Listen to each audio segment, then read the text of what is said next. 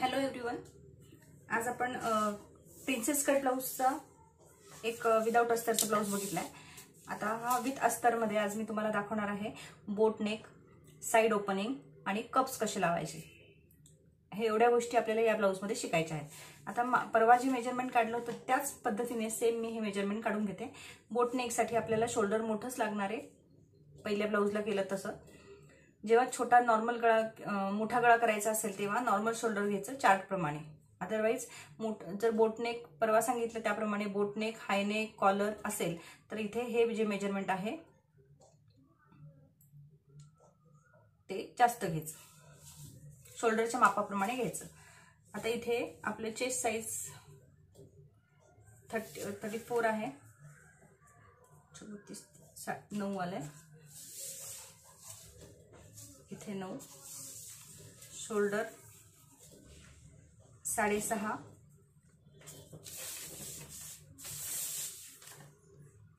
ही line सरळ draw करून घ्यायची। हे उरलेलं मार्जिन घेऊया।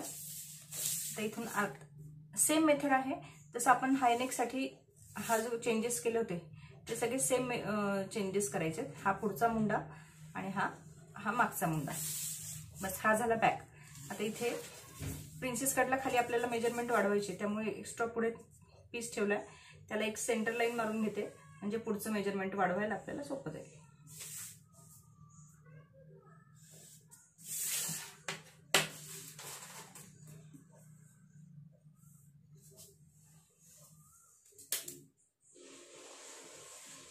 आता हे कट करून घ्यायचंय।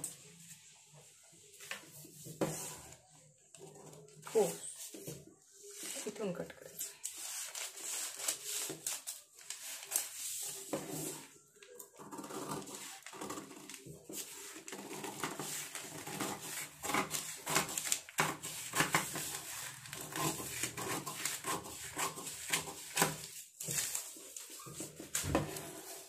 शोल्डरला स्लोप द्यायचा, इथे 10 इंचाचा स्लोप दिलाय। हा झाला मागचा भाग। आता हा पुढच्या भागाचा मेजरमेंट काढूया आपण ह्याच्यावर। ही जी तिरकी लाईन होती पुढच्या मुंड्यासाठीची ती डायरेक्ट काढून घेते मी, बाकी मेजरमेंट नुसार कसं काढायचं मी परवा तुम्हाला सांगितलं। हा झाला पुढचा मुंडा, तर ही सेंटर लाईन आहे। आता इथे नेकची विड्थ बोट नेक साठी 4.5 ते 5 इंच ठेवायची। आपण 4.5 ठेवली आणि पुढचा गळा घेतलाय 4 ते 4.5 इंचाचा। एक रेक्टेंगल काढून घ्यायचा आहे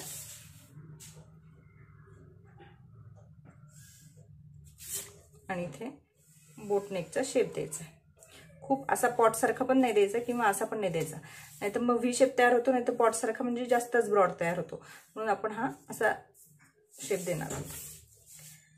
त्यानंतर इथे 2 इंच वाढवायचे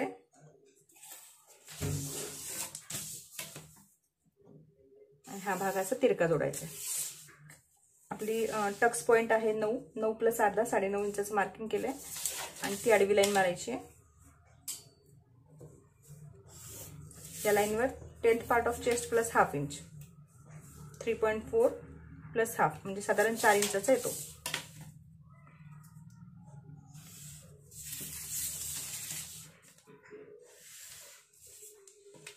इथून 1.25 इंच वर घ्यायचंय आणि इकडून पण 1.25 इंच वर घ्यायचंय।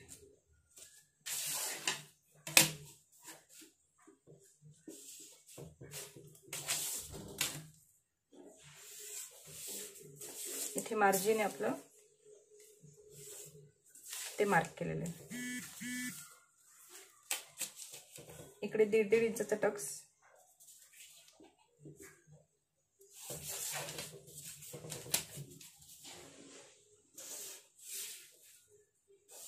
प्रिन्सेस कट करताना म्हणजे हा जो पोर्शन दाखवते हाच फक्त प्रिन्सेस कटचा आहे। हे जे आपण बोट नेक, हाय नेक घेतो हा प्रत्येक ब्लाउज मध्ये तुम्ही हे बदल करू शकता। हा झाला आपला पुढचा भाग तयार। आता आपण हा कट करून घेऊ।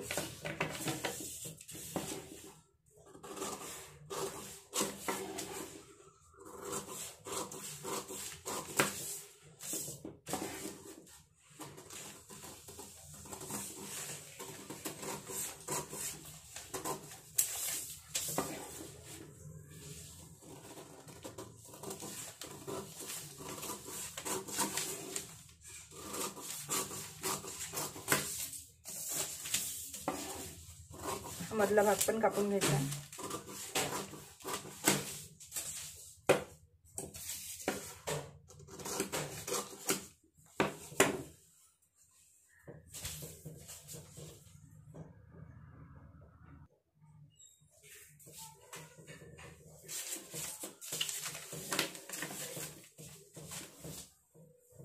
आता आपण पीस कट करायला घेणार आहोत.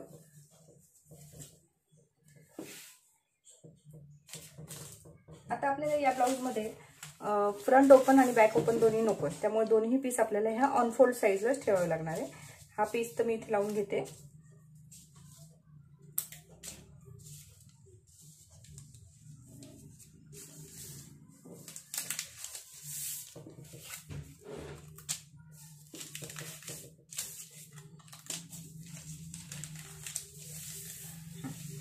नंतर हा सुद्धा साईडचा जो भाग आहे तो पण आपल्याला ऑन फोल्ड ठेवायचा आहे.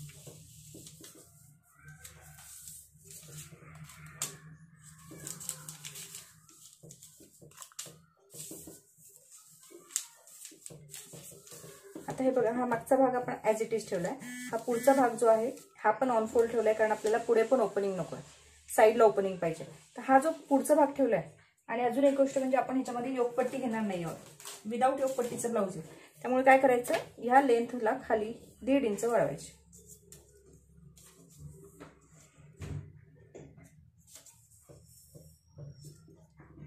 इथे 1.5 इंच वाढवलं. हे वाढवल्यानंतर मग आपल्याला इथे परत 1.5 इंचाचं मार्जिन मागच्या वेळेस प्रमाणे द्यायचं.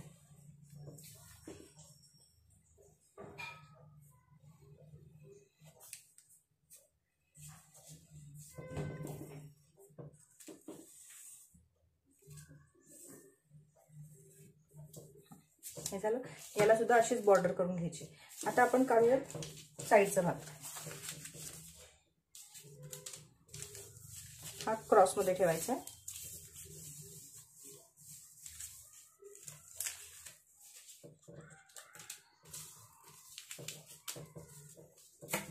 आणि इथे 1.5 इंच ठेवायचं.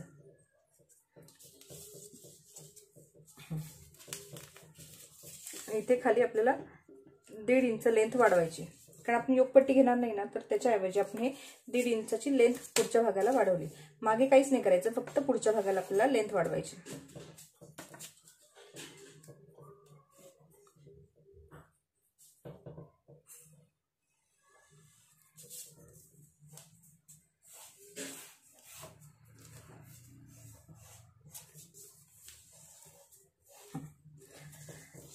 आपण साइड ओपनिंग करायचं म्हणून आपण काय केलं, हा भाग आणि हा भाग दोन्ही भाग आपण ऑन फोल्ड ठेवलेत. दुसरी गोष्ट म्हणजे योगपट्टी नको आपल्याला म्हणून इथे लेंथला आपण 1.5 इंच वाढवलाय. जसं हाफ कटोरी ब्लाऊज साठी आपण जेव्हा विदाऊट योगचा ब्लाऊज शिवला होता तेव्हा सुद्धा आपण लेंथला 1.5 इंच वाढवले होते. योग जर नको असेल तर आपण 1 ते 1.5 इंच लेंथला वाढवायचं. हा झाला मागचा भाग आणि हे दोन्ही झाले पुढचे भाग. आता पुढे तर योगपट्टी नाही आपली. आता आपल्याला स्लीव्ज काढायचे, पण हा मी ब्लाऊज तुम्हाला स्लीवलेस दाखवणार आहे. हा एवढा भाग झाल्यानंतर कटिंग करून घ्यायचं आहे आणि हे दोन्ही पीस अजून 2 काढायचे, कारण आपल्याला त्याच्यामध्ये त्याच्यामध्ये आपल्याला कप्स लावायचे. त्यामुळे अस्तरचे हे पुढचे 2 भाग जे आहेत ते डबल कट करावे लागणार आहे. आता आपण हे सर्व भाग कट करून घेऊया.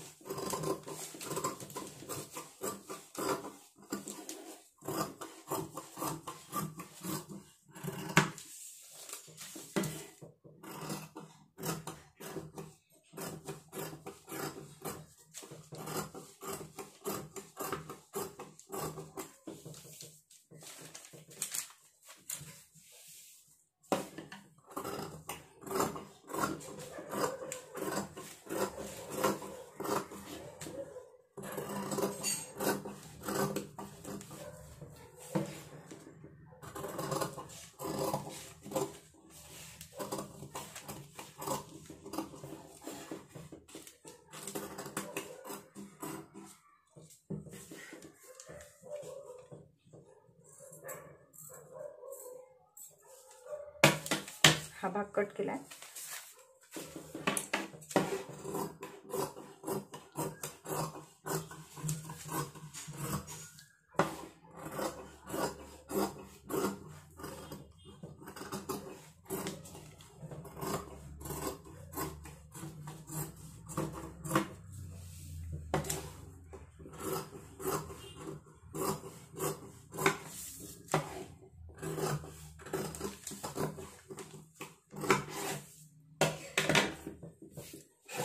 हे जे साइड पुढच्या भागाचे दोन भाग जे आहेत ते आपल्याला डबल कट करायचे, कट टू कटच कट करायचे.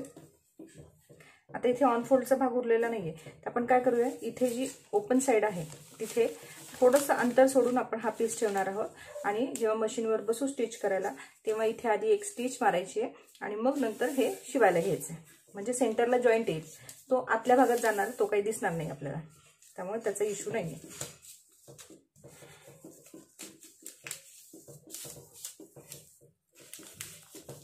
आता असं सेम कट टू कट कापायचंय, फक्त ही साइड सोडून देते मी.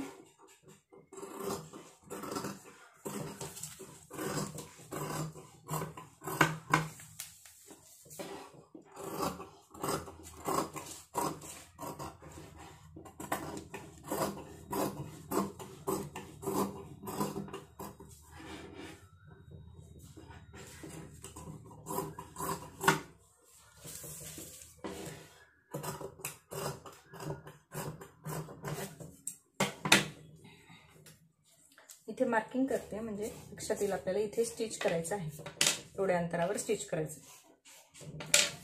हे जे झाले दोन पीस, आता याचे पण दोन पीस कट करायचे.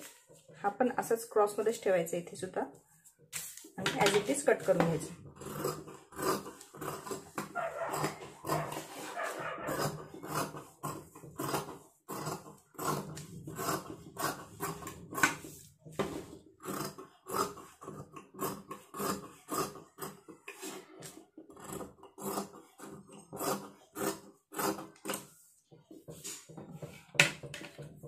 आपले तीनही भाग कट करून झालेले आहेत.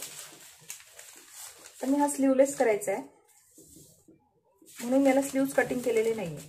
परंतु अजून एक गोष्ट सांगायची, जेव्हा आपण छोटे शोल्डरचे जे 5 इंचाचे जे शोल्डरचं कटिंग करतो त्याच्यामध्ये हा जो मुंडा घेतो आपण तो असा साधारण एवढ्या अंतरावर येतो इथे.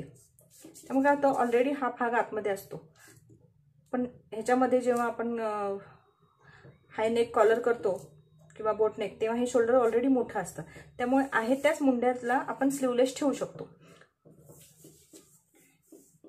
पण जेव्हा छोटं शोल्डरवाले जे असतात, ब्लाऊज कटिंग केलेले असतात, त्याच्यामध्ये मुंड्याचं माप घेताना जर आपलं रेग्युलर मेजरमेंट इथे असेल तर फ्रंट आणि बॅक हा शक्यतो दोन्ही सेम कट करायचे. नाही तर हे फ्रंटला ह्या भागाला इथे जास्त ओपन दिसतं, त्यामुळे थोडासा बाहेरून कट करायचा. आता आपण ब्लाऊज कटिंग करून घेऊया. हा पीस आहे. आता याच्यातली बॉर्डर तर मला यूज करायची नाहीये, मला प्लेन ब्ल्यू कलर पाहिजे.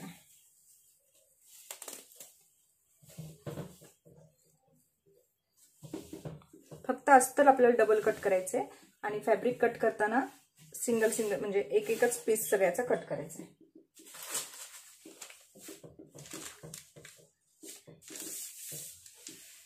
नेहमीप्रमाणे सगळीकडून पाव इंच सोडून हा पीस कट करूया.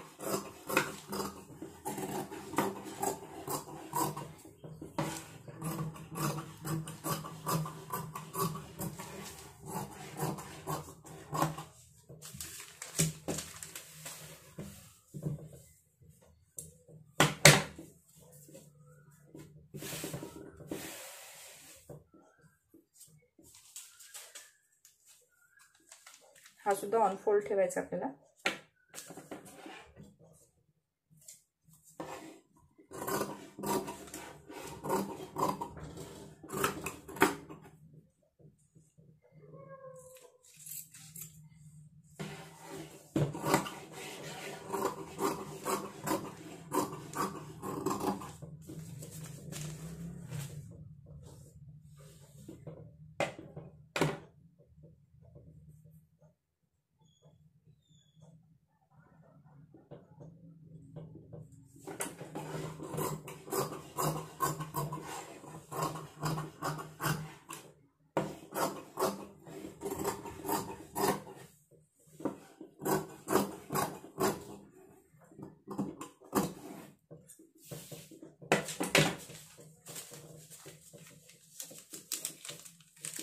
आपलं ब्लाऊजचं कटिंग झालेलं आहे.